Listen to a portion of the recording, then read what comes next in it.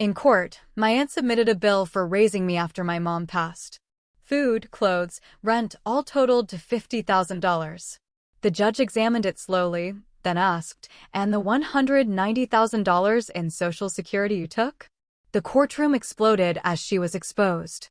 What if the very people who claimed to save you secretly spent years plotting to exploit your deepest pain? What if your family tried to turn your childhood into a $50,000 invoice? The fluorescent lights of the courtroom hummed, a stark contrast to the hollow ache in my chest. I sat there, a 26-year-old nurse, about to face my aunt, Brenda, the woman who was now suing me for the cost of my own childhood. This wasn't some distant relative. This was my mother's own sister, fighting me in a court of law. It felt surreal, like a terrible dream I couldn't wake from. Before everything shattered, my childhood was a tapestry woven with warmth and a profound sense of love. My mom, Eleanor, had raised me alone after my dad passed when I was just 3. Money was always tight in our small, 2-bedroom apartment, but Eleanor, with her incredible spirit, made sure I never once felt its squeeze. She worked tirelessly as a nurse at Memorial Hospital, coming home bone-weary, but with eyes still bright, full of stories about saving lives, about being there for people in their darkest hours. Those stories, told over our meager dinner, planted a seed deep within me, the dream of becoming a nurse, just like her. Weekends were sacred. Saturday mornings, the smell of vanilla and chocolate would fill our tiny kitchen as we baked cookies. Sunday afternoons were for venturing to the local park, feeding the ducks, or getting lost among the endless shelves of the library. "Sarah," Mom would always say, her hand gently guiding mine over my homework at our kitchen table, "education is the one thing nobody can ever take from you." Our apartment walls were a living gallery of my life. Crayon drawings, school certificates, every single one lovingly displayed by Mom like precious museum pieces. When I brought home good grades, she'd stick them on the refrigerator with fruit-shaped magnets and dance around the kitchen, her joy infectious. For my 10th birthday, Mom surprised me with a children's medical kit. I carried that worn plastic case everywhere, checking the temperatures of my stuffed animals, listening to Mom's steady heartbeat with the toy stethoscope. "You'll be wearing a real one someday," she'd whisper, her eyes crinkling with a pride that made my heart swell. Our life wasn't perfect, but it was ours. Mom worked extra shifts during the holidays, sacrificing so I could have magical Christmas mornings and special birthday celebrations. She taught me to appreciate the abundance we had, rather than yearn for what we didn't. Gratitude makes any life rich, she'd remind me when I'd occasionally complain about not having the latest toys or fancy clothes like some of my classmates. I loved her more than words could say. Everything changed the summer I turned 12. Mom started coming home from work exhausted, far beyond her usual tired. At first, she blamed it on extra shifts, but then the weight began to fall off her, and a persistent cough settled deep in her chest. A cold dread coiled in my stomach. I'd catch her wincing in pain when she thought I wasn't looking, popping painkillers when she believed I was asleep. The day she finally went to the doctor, I waited at our neighbor Mrs. Davies' apartment, trying to focus on a science project, but my mind was a whirlwind of terrifying unknowns. When Mom returned, her face told me everything before she even spoke a word. Stage 4 lung cancer. Terminal. 6 months to a year. Those words didn't just hit our happy little world, they crashed into it like a wrecking ball, pulverizing everything. Mom tried to maintain a semblance of normalcy, but our roles slowly, inevitably reversed. I started making dinner, doing laundry, helping her to bed when her legs grew too weak to carry her. I kept a meticulous notebook of her medication schedule, becoming fiercely protective of her diminishing energy. School became secondary, a distant blur as I transformed into my mother's full-time caretaker. My 12-year-old shoulders, slender and unprepared, carried the crushing weight of groceries, household chores, and the creeping, suffocating dread of what was coming. My friends stopped calling because I couldn't go out anymore, but I didn't care. Every moment with Mom became precious, measured, agonizingly finite. The hospice nurse began visiting daily when Mom could no longer get out of bed. I'd sit beside her, reading her favorite books aloud, or simply holding her increasingly frail hand. "You're so strong, Sarah," she'd whisper, her voice barely a breath. "Promise me you'll keep going. Keep shining after I'm gone." On a quiet Tuesday morning, just 3 weeks after my 13th birthday, Mom took her last breath while I held her hand. The hospice nurse found me still sitting there an hour later, unable to let go. The world had never felt so empty, so vast, so terrifying. The funeral was a blur of black clothes, hushed voices, and pitying looks. I stood numb as people I barely recognized hugged me, murmuring platitudes about my mother being in a better place. What place, I wondered bitterly, could possibly be better than here with me? That's when Aunt Brenda appeared. My mother's younger sister had always been distant, visiting only on rare holidays, bringing expensive gifts and offering limited conversation. Now, she stood beside me at the funeral, her hand resting on my shoulder, telling everyone, in a voice loud enough to be heard, how she'd take care of her poor orphan niece. The social worker met with Brenda and my elderly grandmother, who lived in a senior community and, heartbreakingly, couldn't take me in. It was decided I would move in with Brenda, her husband Kevin, and their daughter Chloe. Brenda, ever the performer, appeared caring and concerned in front of the social workers, promising to give me a loving home during this excruciatingly difficult transition. As I packed up my childhood into boxes, I found a letter Mom had written me, tucked into my favorite book. "Remember who you are, Sarah. Life will throw storms your way, but you have the strength to weather them all. I'll love you always, even when you can't see me anymore." I folded that letter, its edges soft with time, into my pocket, took one last, lingering look at our apartment, and stepped into my new life, utterly unaware of the true challenges that awaited me. The drive to Aunt Brenda's house took nearly 3 hours, each mile dragging me further away from everything familiar. A hollow feeling grew in my chest as I watched my hometown disappear in the side mirror of Brenda's luxury SUV. She didn't say much during the journey, occasionally commenting on how different my life would be now, how much better things were in their upscale neighborhood. Brenda and Uncle Kevin lived in an impressive 2-story colonial, all pristine white columns and a perfectly manicured lawn. My cousin Chloe, 15 and impossibly poised, greeted us with a rehearsed smile that never quite reached her eyes. Uncle Kevin, a tall man with a perpetual expression of mild disinterest, briefly welcomed me before retreating to his home office. "This will be your room," Brenda announced, opening the door to a small, unadorned space at the very end of the hallway, far from the other bedrooms. The walls were stark white, the furniture basic and clearly secondhand, a sharp contrast to the glimpses I'd caught of Chloe's room, with its pink walls and custom-designed pieces. "We can add some color later, maybe," she added as an afterthought, the maybe hanging in the air like a veiled threat. That first night, Brenda prepared a special dinner, and everyone made polite conversation. Uncle Kevin even asked about my interests, and Brenda shared a few, surprisingly warm, memories of my mother from their childhood. For a fleeting moment, I dared to hope that maybe, just maybe, this arrangement would work out okay.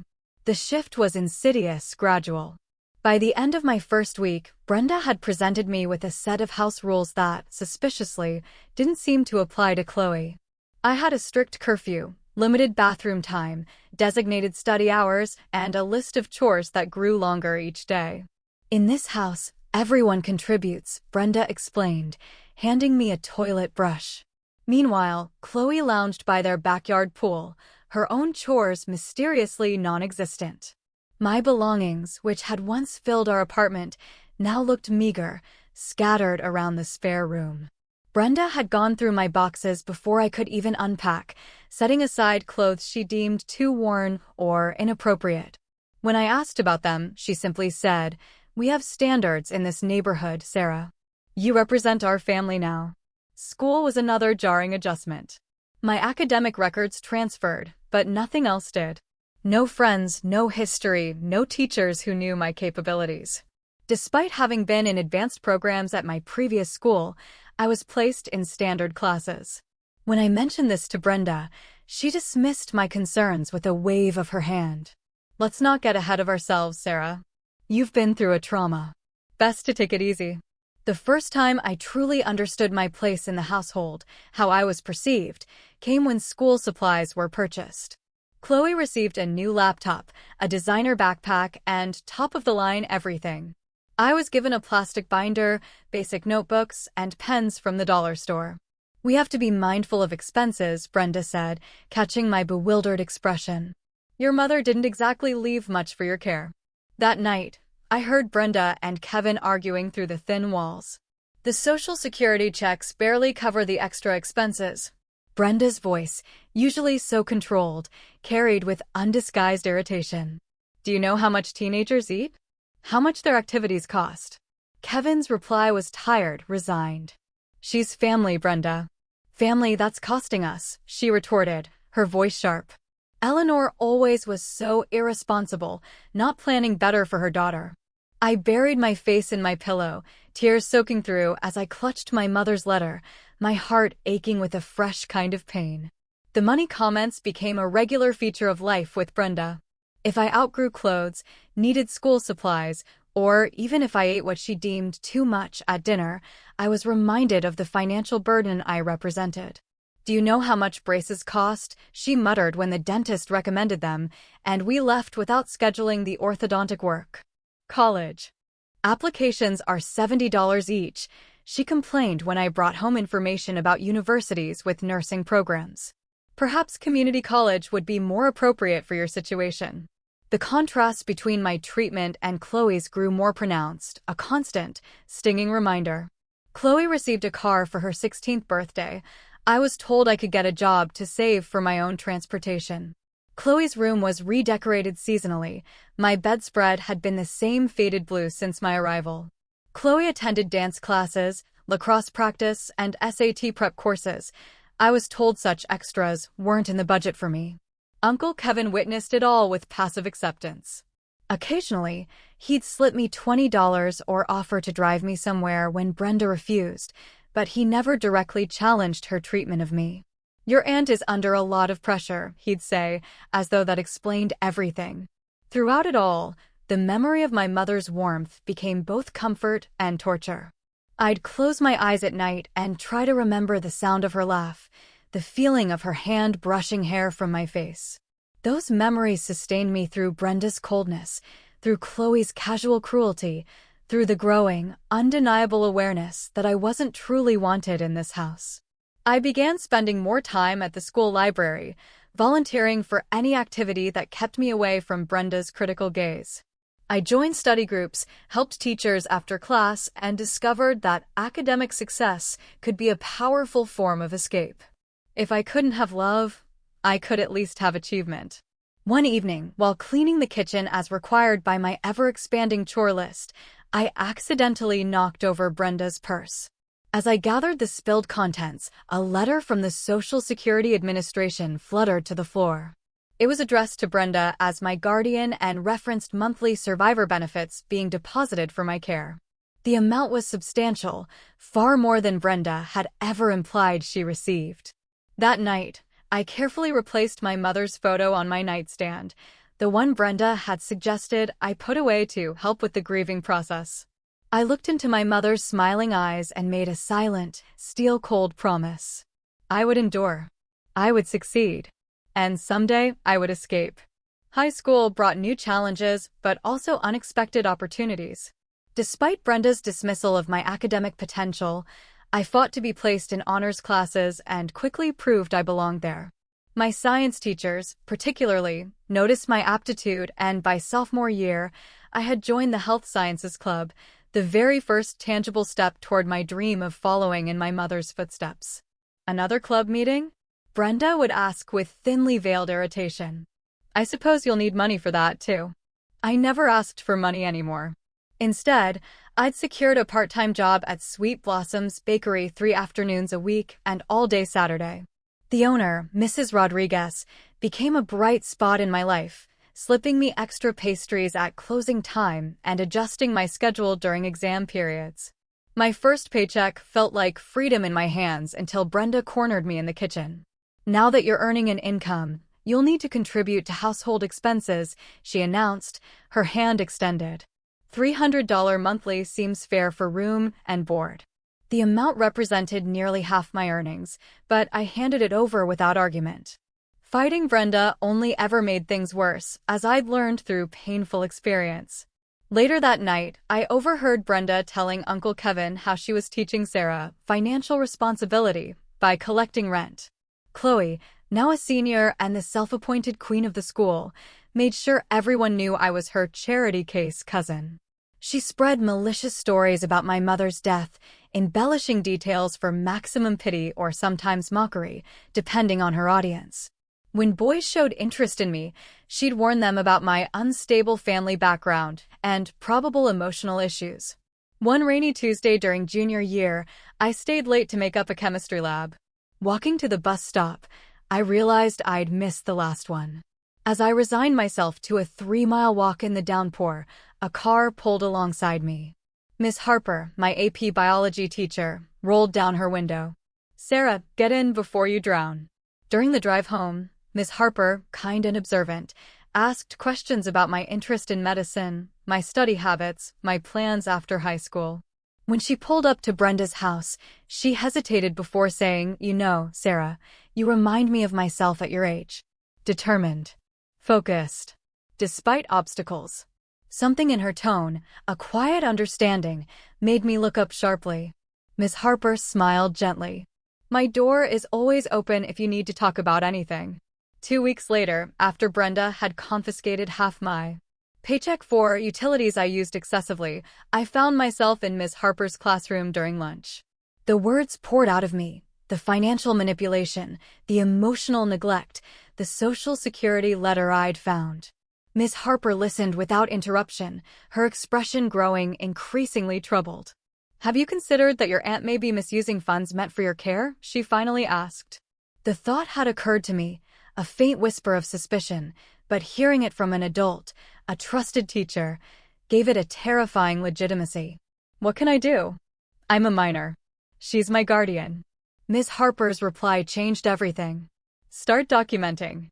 Keep meticulous records. And let's look into scholarship options that could get you out of there after graduation." With Ms. Harper's unwavering guidance, I began researching nursing scholarships obsessively.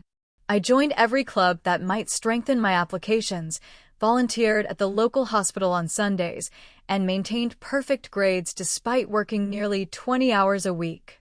One evening, while searching for a stapler in Uncle Kevin's home office, a room I rarely entered, I discovered a folder labeled with my name. Inside were years of Social Security statements showing monthly deposits of over $1,000 for my care. Nearly $60,000 had been paid to Brenda since my mother's death. Yet I wore second-hand clothes, lacked basic school supplies, and was made to feel guilty for every morsel of food I consumed. I photographed the documents with trembling hands, then carefully replaced everything exactly as I'd found it. That night, I emailed the photos to Miss Harper and to myself at my school email address, creating evidence I hoped I'd never need to use. Senior year arrived, heavy with university applications and a quiet, burning determination to escape Brenda's house forever. Miss Harper helped me apply for every scholarship imaginable, editing my essays during lunch periods and after school. When acceptance letters began arriving, Brenda intercepted them, presenting each with comments about the burden of student loans and unrealistic expectations. The breakthrough came in April, a full-ride nursing scholarship to State University, including housing, meals, and a stipend for books. When the thick envelope arrived, I raced to the mailbox, my heart pounding, before Brenda could get to it. I tore it open, reading its contents under my mattress, the words a dizzying promise of freedom. That night, I called Ms. Harper with the news, my voice barely containing my excitement. "I got it. I'm free." My high school graduation ceremony should have been a pure, unadulterated celebration. Instead, Brenda complained about the cost of my cap and gown, the waste of ordering announcements, and the impracticality of the nursing program I'd chosen. Chloe, home from her first year at an expensive private college, fully funded by her parents, rolled her eyes throughout Brenda's monologue. I scanned the audience during the ceremony, disappointed but not surprised to find the section where Brenda and Kevin should have been sitting conspicuously empty. As I accepted my diploma, however, I heard a distinct cheer from the back. There stood Miss Harper, alongside Mrs. Rodriguez from the bakery, both clapping wildly, their faces beaming. After the ceremony, Miss Harper handed me a small gift bag. Inside was a professional stethoscope, just like my mother had used. The card read simply, "Your mother would be so proud of the woman you've become." I know I am.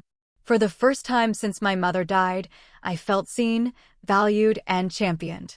Walking back to Brenda's house that day, the diploma clutched in my hand and the stethoscope tucked safely in my bag, I knew I was just weeks away from a new beginning. The day I moved into my college dormitory felt like breathing fresh air after years underwater. State University was only 40 minutes from Brenda's house, but it might as well have been another planet. My residence hall room was small, with institutional furniture and cinder block walls, yet it represented something priceless: independence. My roommate, Olivia, arrived with her parents, who helped her unpack boxes and hang fairy lights around her side of the room. They offered to help with my things too, but my entire life fit into 2 suitcases and a backpack. Brenda had dropped me off at the campus entrance, not even bothering to park. "Text when you're settled," she'd said, already putting the car in drive. "And remember, your scholarship doesn't cover holiday breaks. We'll need to discuss compensation if you plan to stay with us during those times." Olivia and I became fast friends despite our different backgrounds. She came from a loving family who called her daily, sent care packages, and genuinely wanted to know about her classes. When she realized I never received such calls or packages, she began sharing hers. Without comment. "My mom always sends too much anyway," she'd say, dividing cookies or toiletries between us. University life demanded intense focus. The nursing program was rigorous, with early morning clinicals, late-night study sessions, and endless practical exams. I thrived under the pressure, remembering my mother's dedication to her patients. To cover expenses not included in my scholarship, I worked at the campus coffee shop and took weekend shifts at a nearby assisted living facility. Between classes, work, and studying, I barely had time to think about Brenda, which was exactly how I wanted it. The less contact, the better. Still, holiday breaks loomed on the calendar like dark clouds. Before Thanksgiving break my freshman year, Brenda called, her expectations clear for my visit. "Since you're not contributing financially anymore, we'll need compensation for your stay. $300 for the week seems fair." "Food isn't free, Sarah." I swallowed hard, calculating how many extra shifts I'd need to afford going home for the holiday. Olivia, overhearing my end of the conversation, waited until I hung up before saying, "Come home with me instead.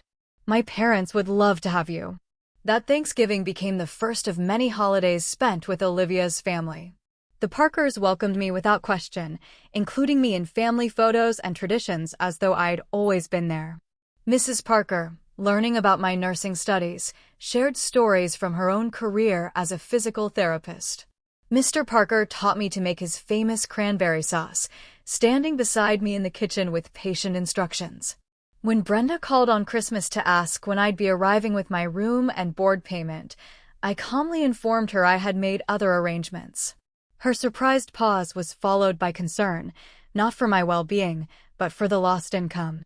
Spring semester brought new challenges and opportunities. I was accepted into an accelerated program that would allow me to complete my degree in 3 years instead of 4. The workload increased dramatically, but so did my determination. During a campus career fair, I met Michael, a medical student volunteering at the healthcare booth. Tall, with kind eyes and a quiet confidence, he struck up a conversation about my interest in pediatric nursing. Before long, we were meeting for coffee between classes, talking for hours about healthcare, ethics, patient advocacy, and our personal journeys to medicine. "My dad's a surgeon," Michael explained during one of our coffee dates.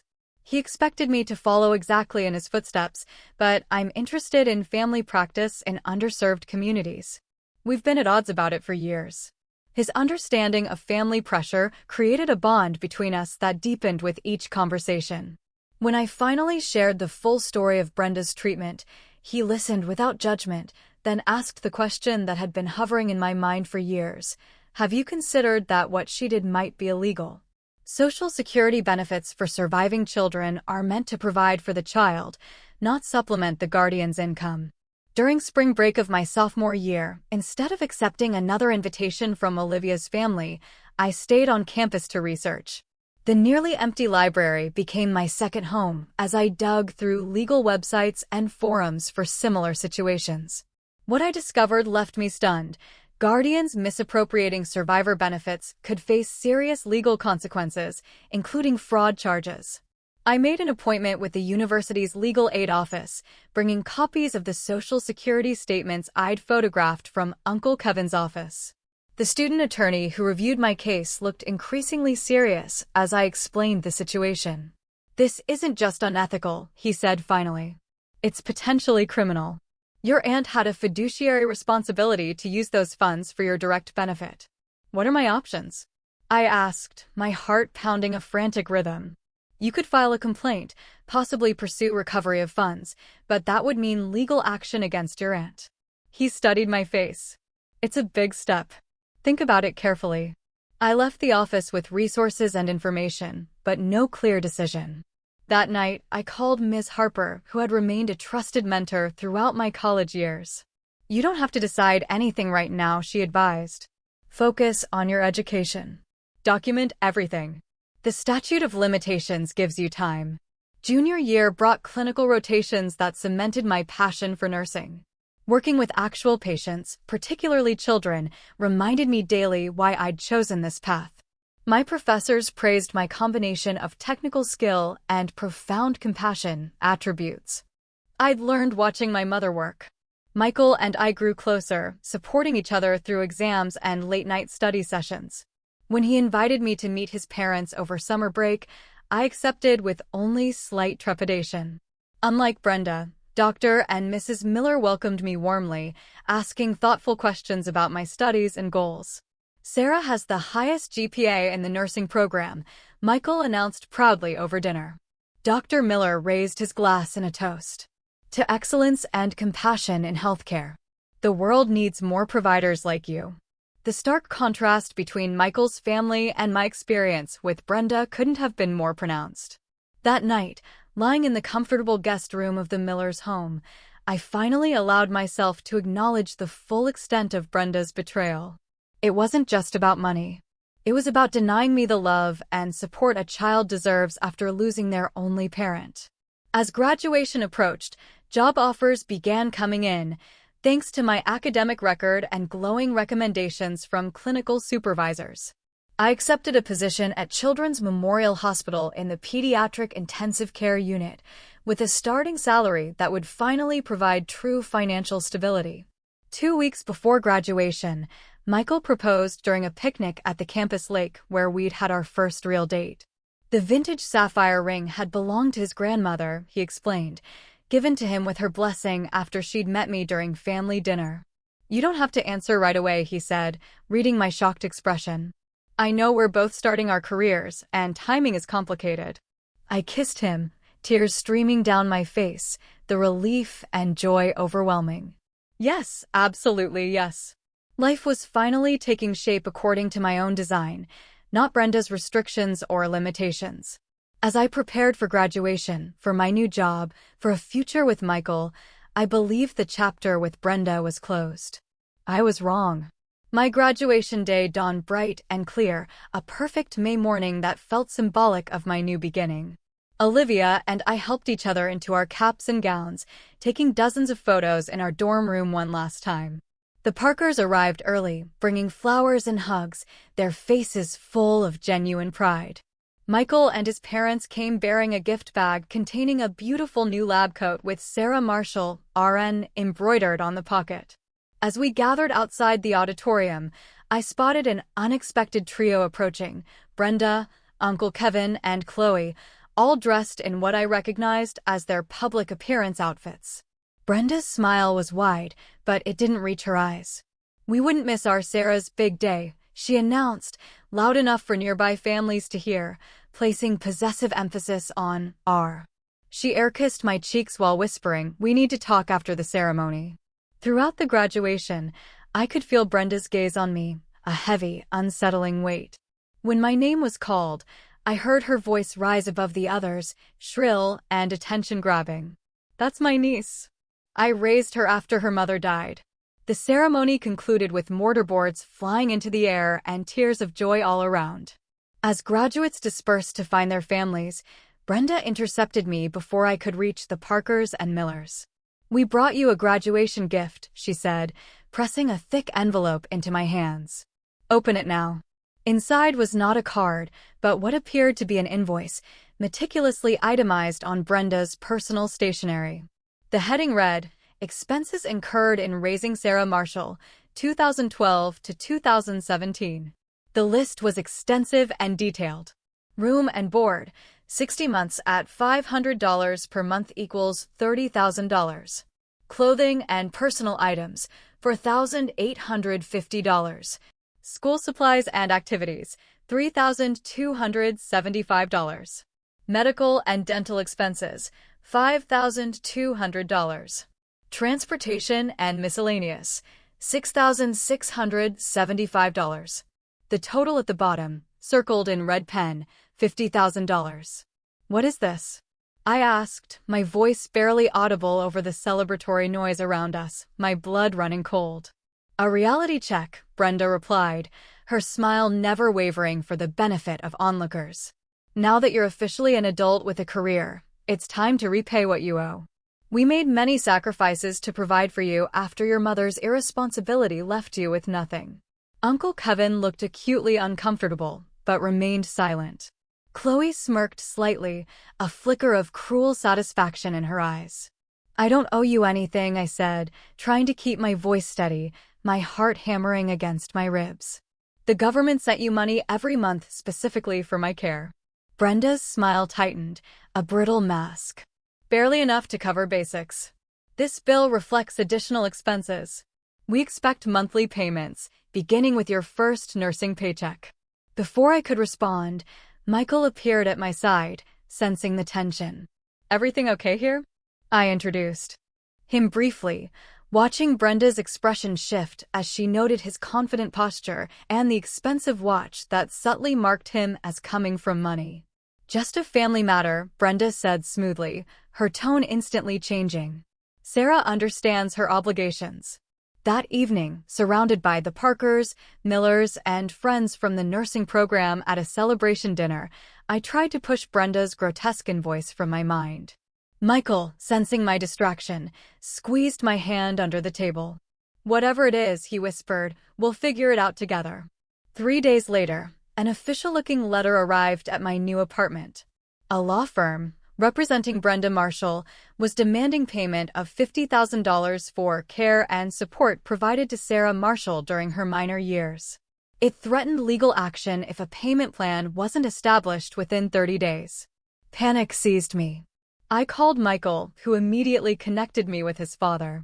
Dr. Miller listened carefully to my situation, then recommended a lawyer friend who specialized in family law. "Don't respond to anything yet," he advised. "Let's get professional guidance first." Ethan Roberts' law office was modest but neat, with diplomas from prestigious schools lining the walls. After reviewing Brenda's invoice and the legal letter, he leaned back in his chair, a puzzled expression on his face. "This is unusual," he admitted. "Guardians typically don't sue former wards for basic care expenses, especially when they've received government benefits for that purpose."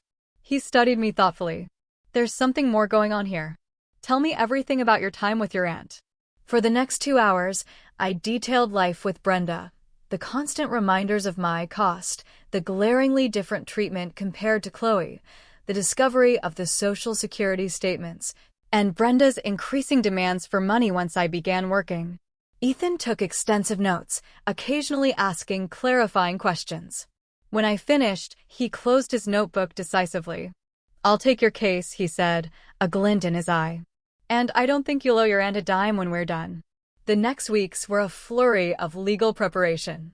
Ethan filed a counterclaim denying Brenda's right to reimbursement.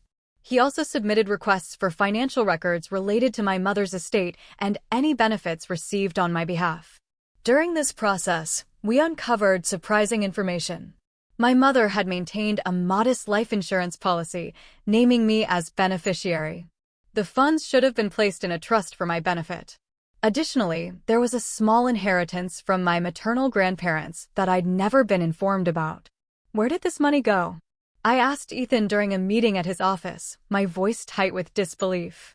That's exactly what we need to find out, he replied, typing another note. Your aunt had legal obligations as your guardian to manage these assets in your best interest. 2 months after Brenda's initial demand, we received notice of a court date. The lawsuit was moving forward, with Brenda seeking the full $50,000 plus legal fees. Ethan seemed oddly pleased by this development. Now we'll have discovery, he explained. Legal power to demand financial records she might otherwise withhold. Through formal discovery requests, Ethan obtained bank statements, tax returns, and benefit records from Brenda's accounts during my time in her home. What they revealed was shocking. Not only had Brenda received monthly Social Security survivor benefits of over $1,000, but she had also collected the life insurance payout and the inheritance money. The total amount that should have been used for my care or held in trust. Nearly $190,000. She spent all of it, Ethan said grimly, reviewing the financial analysis. And now she's suing you for more. How is that possible? I asked, staring at the figures, my mind reeling. How could she legally take all that money? She couldn't. That's the point. Ethan began organizing documents into a trial folder. Your aunt didn't just fail to provide adequately for you using funds specifically designated for that purpose. She potentially committed fraud. As our court date approached, I struggled to balance preparation for the case with starting my new job at Children's Memorial. Michael provided unwavering support, accompanying me to meetings with Ethan and helping research similar cases. The night before the trial, I couldn't sleep. Memories of my mother flooded back, her gentle hands checking my temperature when I was sick, her proud smile at school events, her whispered encouragements when tasks seemed too difficult. What would she think of all this? In the darkness of my bedroom, I whispered to her memory, I'm trying to be strong, Mom. I hope you'd be proud of who I've become despite everything. The next morning, I dressed carefully in a conservative navy dress and low heels, wearing my mother's small pearl earrings, my only jewelry. Michael drove me to the courthouse, where Ethan waited on the steps with a confident smile. Ready? He asked. Taking a deep breath, I nodded. Ready. The county courthouse was an imposing brick building with marble columns and high ceilings that amplified every footstep. Michael and Olivia flanked me as we walked through security, their presence providing silent strength. Ethan led us to a polished wooden bench outside courtroom C, where we waited for our case to be called. Across the corridor, Brenda, Uncle Kevin, and Chloe sat with their attorney, a sleek man in an expensive suit who kept checking his gold watch. Brenda had dressed for the occasion in a conservative cream suit that screamed respectable citizen. When our eyes briefly met, she gave me a small, confident smile that sent chills down my spine. All these years, I whispered to Michael, she made me feel like I was taking food from her table, wearing clothes she could barely afford to provide. And all that time. Don't focus on her, Ethan advised, overhearing. Today is about facts, not feelings. Let the evidence speak. At 9:30, the bailiff called our case. Marshall versus Marshall. Judge Eleanor Vance presiding. The courtroom was smaller than I'd imagined, with only a few spectators scattered among the benches.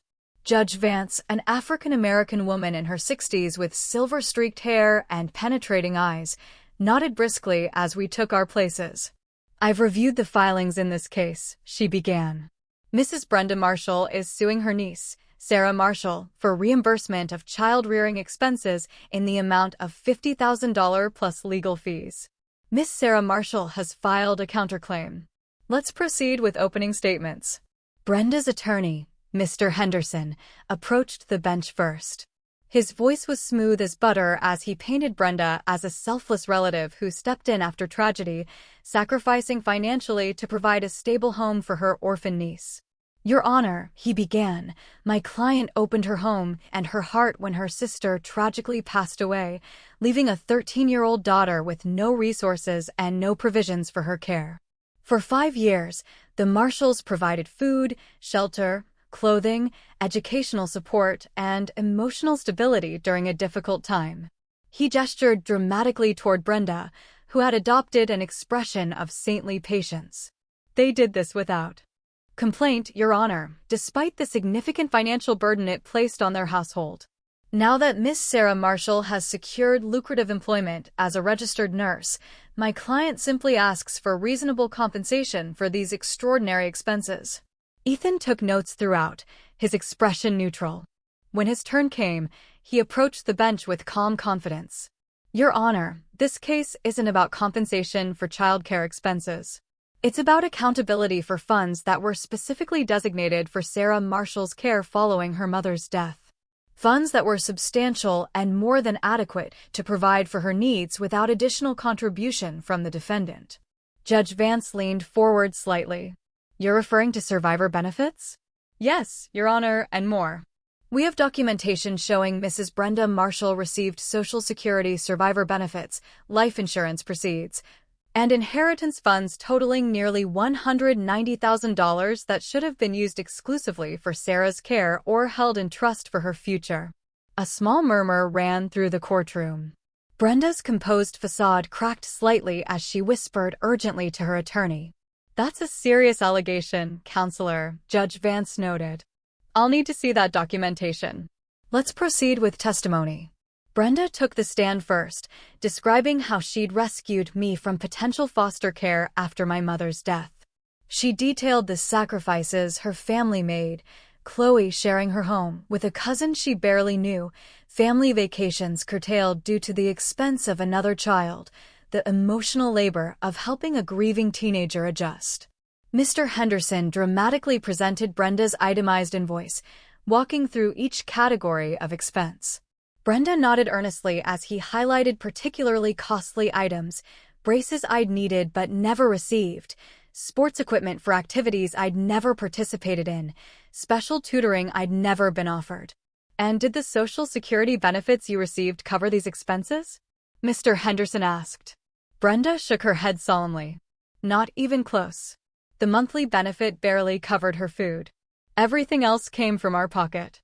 When Ethan rose for cross-examination, his approach was methodical, relentless. He established Brenda as my legal guardian, responsible for managing any assets or benefits for my welfare. Then he began introducing exhibits, bank statements showing regular deposits from Social Security, documents regarding my mother's life insurance policy, and records of my grandparents' inheritance. Mrs. Marshall, Ethan asked, his voice low but cutting, can you explain why you're claiming financial hardship when records show you received over $3,000 monthly designated specifically for Sarah's care? Brenda shifted uncomfortably. That's not accurate. The Social Security was much less. Ethan presented another document. This statement from the Social Security Administration confirms monthly payments of $1,235 paid to you as Sarah's guardian. Additionally, you received a lump sum life insurance payment of $65,000 and inheritance funds of $15,000, both legally required to be used for Sarah's benefit. Where did these funds go? Brenda's composure crumbled further. There were many expenses. Household costs increased substantially. We had to move to a larger home to accommodate her. Mrs. Marshall, Ethan continued, his voice devoid of emotion. During the 5 years Sarah lived with you, these funds totaled approximately $190,000. Yet you provided her with second-hand clothes, denied her orthodontic care, made her work to pay for her own basic needs, and now claimed she owes you an additional $50,000. Can you explain this discrepancy? Brenda's attorney objected repeatedly, but Judge Vance allowed most of Ethan's questions, her expression growing increasingly concerned as Brenda's answers became more evasive, more desperate. When it was my turn to testify, I focused on facts rather than emotions. The different treatment compared to Chloe, being required to pay rent from my part-time job earnings, the lack of support for educational expenses, and the discovery of the benefit statements in Uncle Kevin's office. Mr. Henderson's cross-examination attempted to paint me as ungrateful and entitled. Wasn't it generous of the Marshalls to take you in rather than sending you to foster care? Don't you think you owe them something for the roof over your head for 5 years? Before I could answer, Judge Vance interrupted, her voice sharp. Counsel, the question of whether a minor child owes a legal guardian for basic necessities is inappropriate. The guardian voluntarily accepted legal responsibility along with the benefits provided for the child's care. The judge called a brief recess after testimony concluded. When court resumed, she had reviewed all the financial documentation provided by both sides.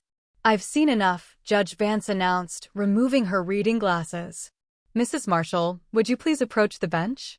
Brenda rose shakily, her earlier confidence utterly evaporated. Mrs. Marshall, as Sarah's legal guardian, you had a fiduciary duty to use all funds designated for her care, either to provide for her immediate needs or to preserve them for her future. The evidence presented today suggests you did neither. The judge shuffled through the documents before continuing, her voice stern, cutting through the silence. You received approximately $190,000 meant for Sarah's benefit. Based on your own testimony and the evidence presented, it appears these funds were commingled with your personal accounts and used primarily for your family's expenses, not Sarah's. Brenda attempted to interrupt, but Judge Vance held up her hand. I'm not finished. Not only did you apparently misappropriate these funds, but you've now had the audacity to sue your niece for additional money, claiming expenses that should have been more than covered by the benefits you received. She turned to address the entire courtroom, her voice ringing with authority. I am dismissing Mrs. Marshall's claim with prejudice. Furthermore, I am referring this case to the District Attorney's Office for investigation into potential misuse of Social Security benefits and breach of fiduciary duty. The courtroom erupted in murmurs. Michael squeezed my hand so tightly it almost hurt. Olivia wiped tears from her eyes. Judge Vance continued, Miss Sarah Marshall, you have the right to pursue civil recovery of misappropriated funds if you wish. My clerk will provide information on that process should you decide to proceed. With a final, resounding bang of her gavel, it was over. Brenda stood frozen by the bench, her face ashen. Uncle Kevin stared at the floor while Chloe frantically texted on her phone. As we exited the courtroom, Ethan smiled broadly. Congratulations. That couldn't have gone better. What happens now? I asked, still processing the judge's words, the shock not yet worn off. That's up to you, Ethan replied. You could pursue recovery of the funds, but that would mean another legal battle. Or you can consider this closed and move forward with your life. Michael put his arm around my shoulders, his presence a comforting anchor. Whatever you decide, you're not alone. Looking back at Brenda, now being consoled by her attorney, I felt no triumph, only a profound sadness for what might have been, the family support I'd been denied, the love that should have followed my mother's death. But I also felt something else, something lighter, freedom from the crushing guilt and obligation Brenda had burdened me with for years. Outside the courthouse, standing in the bright sunlight, I made my decision. I don't want their money. I just want to close this chapter and start my own life. Ethan nodded understandingly. Sometimes the victory that matters most isn't financial. It's the truth being recognized. As we walked down the courthouse steps, I noticed a familiar figure waiting near the bottom. Miss Harper, my high school biology teacher and mentor, had come to support me. Her presence was the final validation I needed, a reminder that true family isn't always defined by blood. The days following the trial brought a strange mixture of emotions: relief, vindication, lingering sadness, and a brand new sense of freedom. Michael drove me home from the courthouse in thoughtful silence, occasionally squeezing my hand when words seemed inadequate. Olivia and the Parkers had organized a small gathering at my apartment, their way of showing support without explicitly celebrating what had been, at its core, a family tragedy. As friends shared food and quiet conversation, I slipped onto my small balcony for a moment alone. The setting sun cast long shadows across the city, a visual reminder that one chapter was ending while another began. My phone buzzed with a text from Brenda. "This isn't over. Family doesn't treat family this way." I stared at the message, recognizing the bitter irony in her words. Family doesn't treat family the way she had treated me, I thought, as a financial transaction, a burden, an obligation, rather than a person to love. For the first time, I deleted her message without feeling a shred of guilt or obligation to respond. Michael joined me on the balcony, wrapping his jacket around my shoulders against the evening chill. "You okay?" "I think I will be," I answered. "Honestly, it's just a lot to process." The following morning, I began my first official shift at Children's Memorial Hospital. Walking through those doors wearing scrubs and my mother's pearl earrings felt like fulfilling a promise made long ago. The pediatric intensive care unit was challenging, but incredibly rewarding, each small patient reminding me why I'd fought so hard to reach this point. My supervisor, Nurse Denise, took me under her wing, patiently guiding me through protocols and introducing me to the unique emotional demands of pediatric nursing. "You have a natural way with the children," she observed during my first week. "Some nurses take years to develop that kind of connection." I didn't tell her about my own childhood losses. Not yet. Those wounds were still healing, the scars still tender to touch. Instead, I channeled my experiences into empathy for my patients and their families, recognizing the fear in parents' eyes and the quiet courage in children facing pain beyond their understanding.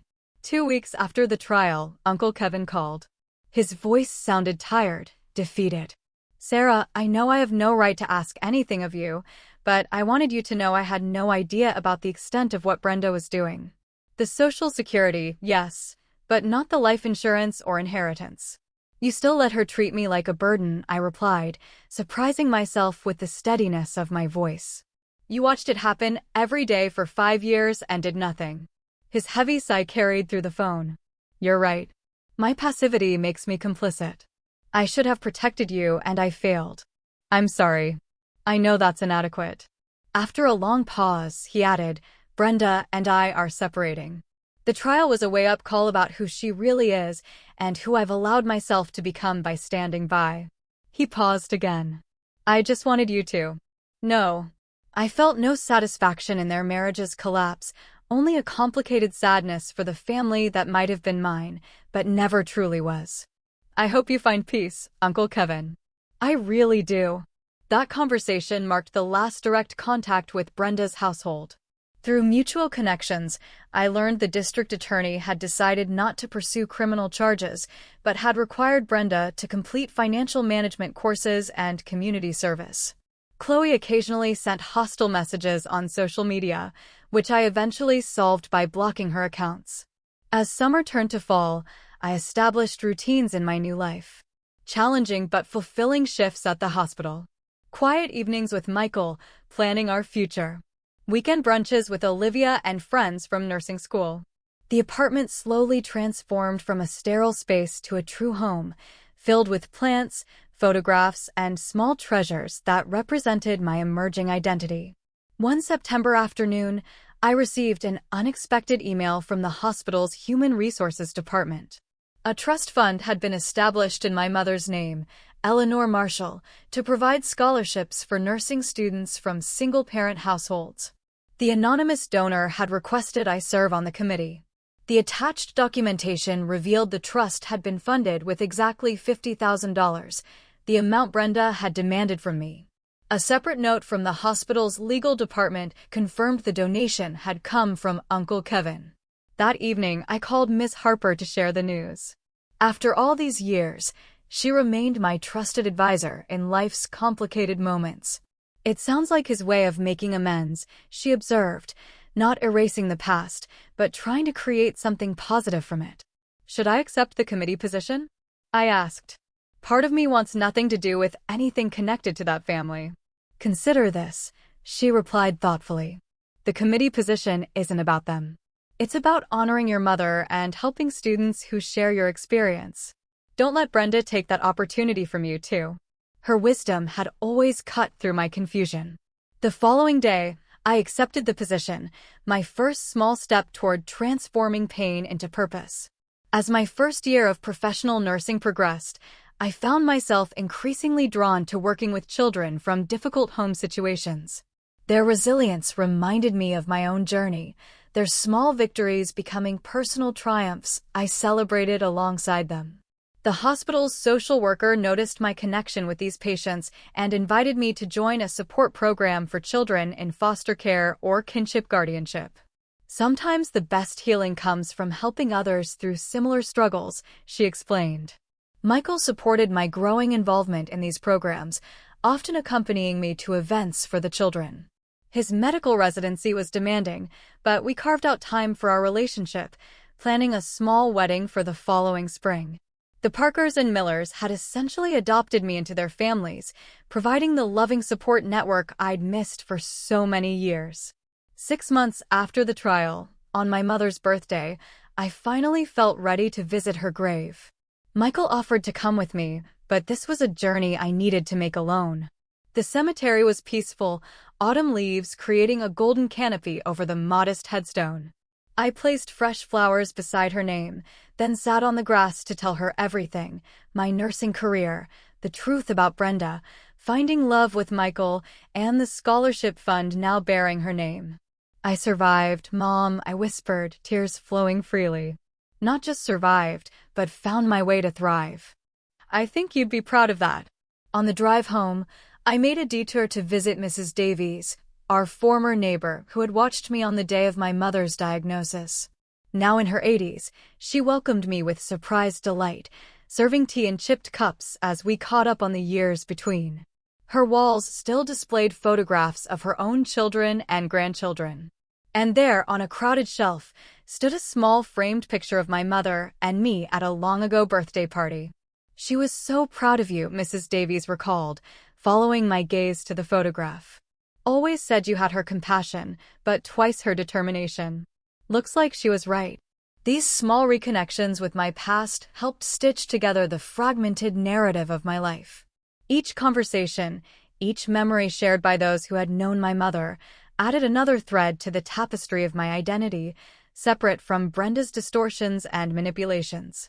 As my healing progressed, I began seeing a therapist specializing in family trauma.